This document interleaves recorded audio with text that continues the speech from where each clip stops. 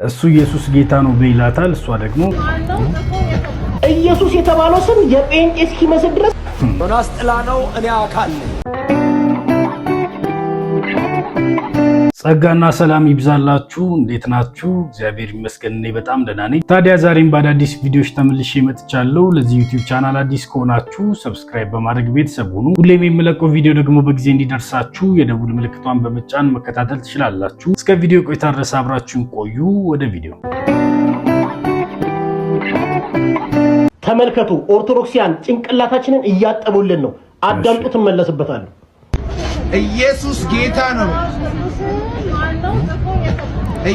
እሱ ኢየሱስ ጌታ ነው በይላታል። እሷ ደግሞ ማን ነው መጽሐፍ ቅዱስ ጽፎ ይሰጣችሁ ትለዋለች። ማይገናኝ ነገር። ኢየሱስ አምላክ ነው። የትኛው ሃይማኖት ነው? ኢየሱስ አዳኝ ነው። እኔ ዋሸው አየ አይሉትም እያለ ነው። እውነት ነው።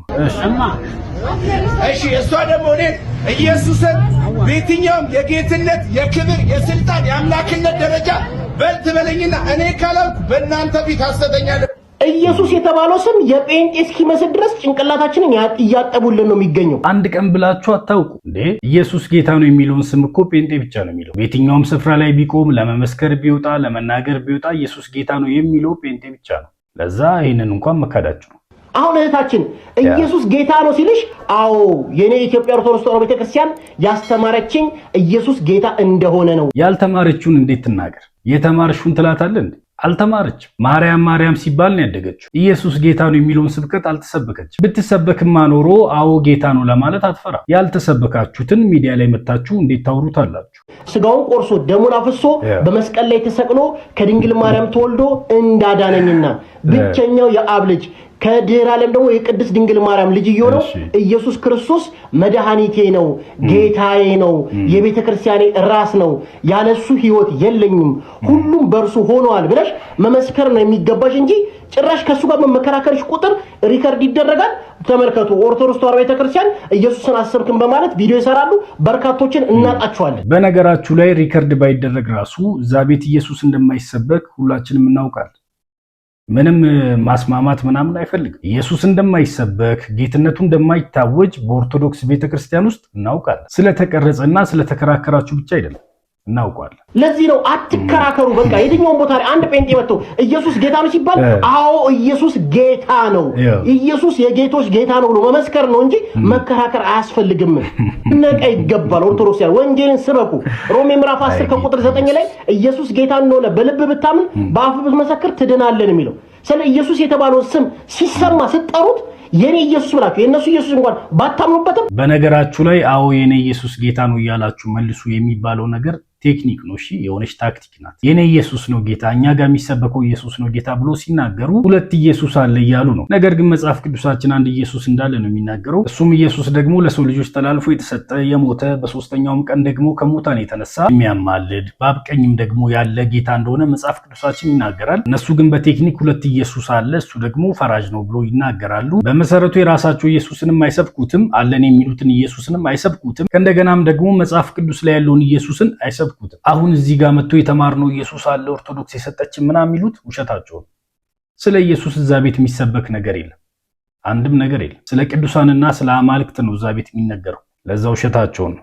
አዎ የኔ ኢየሱስ ኦርቶዶክስ ተዋሕዶ ቤተክርስቲያን ያስተማረችኝ ኢየሱስ ብላችሁ መስክሩ፣ ወንጌልን ስበኩ እንጂ መከራከር መጽሐፉን ማን የጻፈልን እንዴ መከራከር አያስፈልግም። ሁለት ኢየሱስ የለም፣ ያለው አንድ ኢየሱስ ነው። እሱም ደግሞ ከሙታን የተነሳው በአብ ቀኝ ያለ ደግሞም ስለኛ የሚያማልደው ኢየሱስ አንድ ኢየሱስ ነው ያለው። እሱም ደግሞ ከሁሉ ይበልጣል። ኢየሱስ ከዮናስ ይበልጣል። ዮናስ መልእክተኛ ነው። 3 ቀን በአሳ ነባሪ ሆድ ውስጥ አድሯል። ሳይሞት ጠብቆት እግዚአብሔር ካወጣው የሰው ልጅ በመስቀል ላይ ይሞታል። ስለ ኃጢአተኞች ዋጋ ይከፍላል። የኃጢአተኞችን ዕዳ በመስቀል ላይ ተሸክሞ ይቀርባል። በምድር ሆዱ 3 ቀን ይቆያል፣ ይወጣል። ከዮናስ የሚበልጥ ዮናስ ጥላ ነው፣ እኔ አካል ነኝ። በዮናስ ስብከት የነነዌ ሰዎች ንስሐ ገቡ። በእኔ ትምህርትና መልእክት በእኔ የመስቀል ሞት ንስሐ ልትገቡ ይገባቸዋል። ከዮናስ የሚበልጥ በዚያ አለ። ኢየሱስ ከአገልጋዮቹ ይበልጣል። ኢየሱስ ከምድር ነገሥታትና መልእክተኞች ይበልጣል። ኢየሱስ ከሁሉም ይበልጣል። ከእናንተ የሃይማኖት ሽፋን ይበልጣል።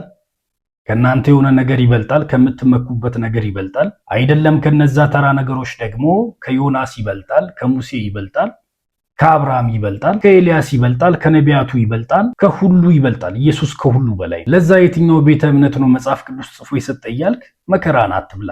ኢየሱስ ከሁሉ በላይ ነው። ጌታ ኢየሱስ ይባረክ። ኢየሱስን አምነህ ደጅ ብታድር ያዋጣል። አሜን። የቤት ኪራይ ከፍለህ የሚቀጥለው ጊዜ መከፋያ አተ ብትወጣ ሆድ ሊብስ አይገባም። የተቀበልከው ኢየሱስ ከልብስ ይልቅ ነው። አሜን። ከቤት ይልቅ ነው። ለምን ያልሞላ ክፍተት እንዲሰማ አያደርግም። ጥግብ ያደርጋል። አንድ በቃኝ ነው ኢየሱስ። እኛ የገባን ዕውቀት የኛ ዕውቀት ነው። በቃ ከጥላዎቹ ከግርግሮቹ አልፈን ትክክለኛ የሆነውን ህይወት ይዘናል። ከሁሉ ይበልጣል ስንል ከአባት ከእናት ይበልጣል፣ ከኑሯችን ይበልጣል። ቤት ውስጥ ከመኖርና ደጆኖ ኢየሱስን ከማምለክ ብትለን ደጆነን ኢየሱስን ማምለክ እንላለን። እኛ የገባን መረዳት የኛው መረዳት ከመኖርና ካለመኖር ጋር ሁሉ እያወዳደርን ብንሞት ለጌታ ነው እያልን ነው። ለዛ ኢየሱስ ይበልጣል። ከራሳችሁ በቀር ሌላ ሰው እንዳታምኑ በደንብ ማዳመጥ አለባችሁ። የማያስፈልጋችሁን ነገር በጭራሽ እንዳሰሙ የማያስፈልጋችሁን ነገር በጭራሽ እንዳሰሙ። እንቀጥል። በጣም የምታከብሩት ወይም ደግሞ በጣም የምትወዱት ሰው ብዙ ነገር ሲያደርግ ልታዩት ትችላላችሁ እና የይቅርታ ሰው መሆን አለባችሁ። ለካ እኔ የማውቀው እሱን ነው ይሄኛውን አይደለም ማለት አለባችሁ። ሰዎች ሲበድሏችሁ ይቅርታ የማድረግ ግዴታ አለባችሁ። ተለማመዱት። እንደገና ግን የማያስፈልጋችሁን ነገር እንዳትሰሙ በህይወታችሁ መጠንቀቅ ያለባችሁ ፕሮፌት በላይ እሺ ንግግርን ከመስማት ነው። ለምሳሌ አንዳንድ አስቸጋሪ ክፉና መጥፎ የሆኑ ሰዎች ምንድነው የሚያደርጉት? ህይወታችሁ ውስጥ የተሳለውን በጎውን ነገር ክራክ እንዲፈጠር ያደርጉባቸዋል። ለዚህ ነው መጽሐፍ ቅዱስ ከምትሰሙ ምን በሉ የሚለው ተጠበቁ። በውስጣችሁ ያለው መልካም ነገር ሊያበላሽባችሁ ስለሚችል ከምትሰሙት ነገር ተጠበቁ። እሺ እንቀጥል። የምትሰሙት ነገር ውስጣችሁ የተሳለው ለምሳሌ በጎ የሆነ ስዕል ሰው ተስሎ ያን ሰው መጥፎ ብሎ ሲያወሩ ስዕሉን ነው የሚያፈርሱባቸው። በገላትያ አማኞች ህይወት ውስጥ ኢየሱስ ደምቆ ጎልቶ ገኖ የነበረውን ስዕል ሌላ ሰባኪያን ወይም ደግሞ ሌላ መልእክተኞች መጥተው ስዕሉ እስኪፈራርስ ድረስ የገላትያ አማኞችን ኢሜጅ አጥፍቶባቸዋል። ውስጣቸው ያለውን መንተክተኩ፣ መጋሉ፣ ጸሎቱ፣ ልሳኑ፣ መንፈሳዊነቱ፣ መቀጣጠሉ፣ መፈለጉ፣ በጎነቱ ጠፍቶባቸው ያ ይጮሁ የነበረው ጸሎት ይሉ የነበረው በቃ ልሳን ጸጋ መንፈስ ቅዱስ ይሉ የነበሩ ሰዎች ጠፍቶባቸዋልና ሐዋርያው ጳውሎስ ከሆነ ዘመን በኋላ ወደ ገላትያ ተመልሶ የገላትያ አማኞችን ሲያቸው ለምን ሲል ያ ጎልቶ ደምቆ ገኖ የነበረ ኢየሱስ ምን ብሏል? ፈዟል። አያችሁ፣ ይሄ ሁሉ ነገር ከሚሰሙት ነገር የመጣ ነው። ለዛ ከምትሰሙት ነገር ተጠበቁ።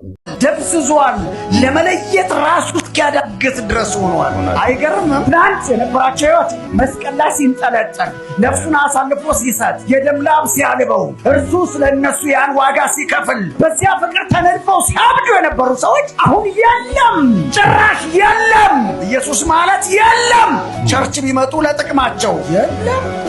ሐዋርያው መጥቶ አይቶ ኦ ማይ ጋድ የገላትያ አማኞች ኦ ማይ ጋድ የማታስተውሉ የገላትያ ሰዎች ሆይ በዓይናችሁ ፊት ኢየሱስ ክርስቶስ እንደተሰቀለ ሆኖ ተስሎ ነበርና ለእውነት እንዳትታዘዙ ማነው አዚም ያደረገባችሁ? ጥያቄ ማነው መንፈሳዊነታችሁን፣ ጸሎታችሁን፣ ለእግዚአብሔር ቅንነታችሁን፣ ለመንፈሳዊነት ቅርብ መሆናችሁን ያስጣላችሁ የትኛው ወረኛ ነው?